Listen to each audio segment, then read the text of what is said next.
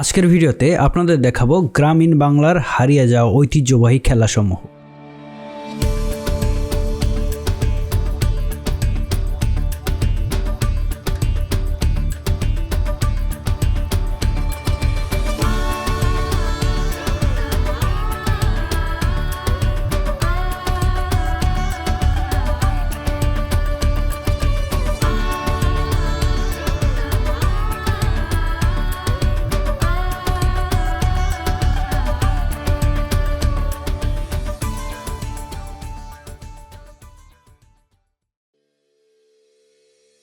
লাঠি খেলা একটি ঐতিহ্যবাহী বাঙালি মার্শাল আর্ট, যেটি লাঠির দ্বারা এক ধরনের লড়াই যা বাংলাদেশ ও ভারতে অনুশীলন করা হয়।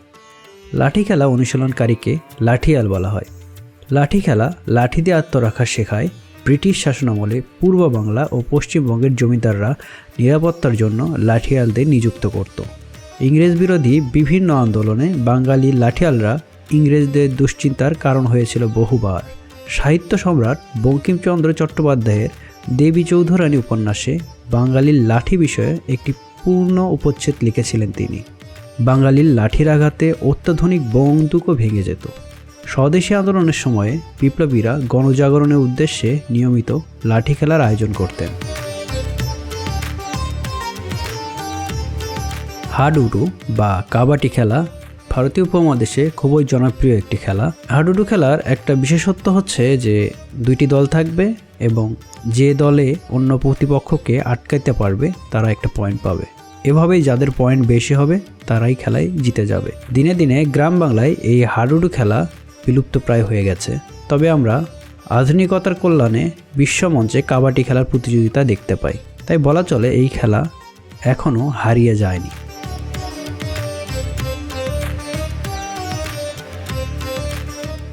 ঢেকি খেলা ঐতিহ্যবাহী খেলাগুলোর মধ্যে অনেক রিস্কি একটি খেলা, কারণ যে লোকটি এই ঢেকি খেলা দেখান তিনি মূলত ঢেকিটিকে গামছা দিয়ে বেঁধে এরপর দাঁতে আঁকড়ে ধরে সেটি দ্বারা খেলা পরিচালনা করেন।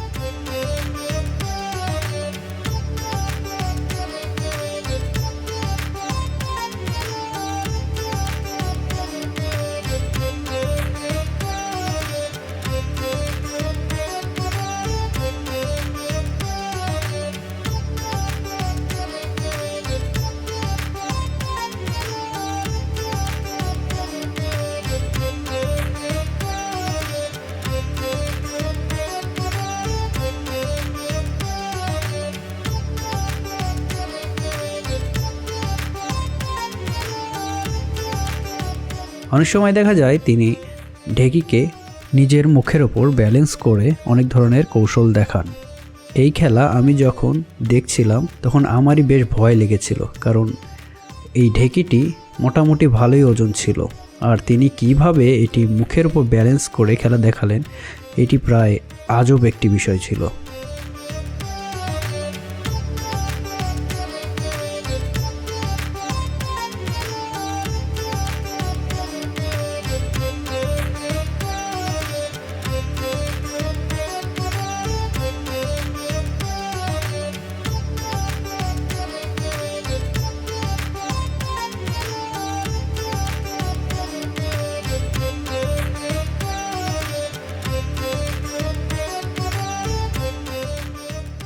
পাতা খেলা মূলত তন্ত্রমন্ত্রের খেলা, কেননা এখানে যে দলগুলো রয়েছে তারা মূলত মন্ত্র পড়ে এই পাতাগুলোকে তাদের নিকট আকর্ষণ করে। পাতা বলতে এই মাঝখানে যে লোকগুলো হাত নাড়াইতেছে এরাই মূলত পাতা হিসেবে অভিহিত।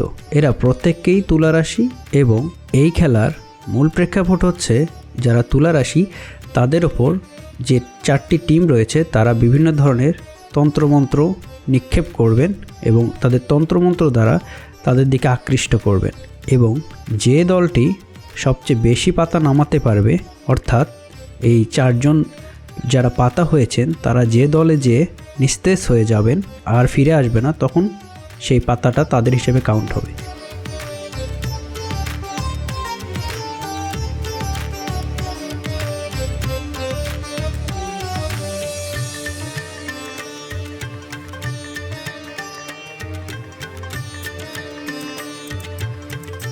কিন্তু আজকের এই ম্যাচে এই টিমগুলোর চেয়ে পাতারাই বেশি শক্তিশালী, সেই জন্য আসলে কোনো টিমই কোনো পাতা নামাইতে পারে নাই। তাই দিন শেষে এটি অমীমাংসিতই থেকে যায়। ঐতিহ্যবাহী এই খেলাটি দেখার জন্য আমরা ছোটোবেলায় এক গ্রাম থেকে অন্য গ্রামে ছুটে যেতাম। সেই দিনগুলি আসলে অনেক ভালো ছিল, অনেক মেমোরেবল ছিল। যুগের পরিক্রমায় দিন দিন এই ঐতিহ্যবাহী খেলাগুলো গ্রাম বাংলা থেকে হারিয়েই যাচ্ছে। তাই আমাদের উচিত এই ঐতিহ্যবাহী খেলাগুলোর সংরক্ষণ করা এবং এর প্রচার এবং প্রসার ঘটানো।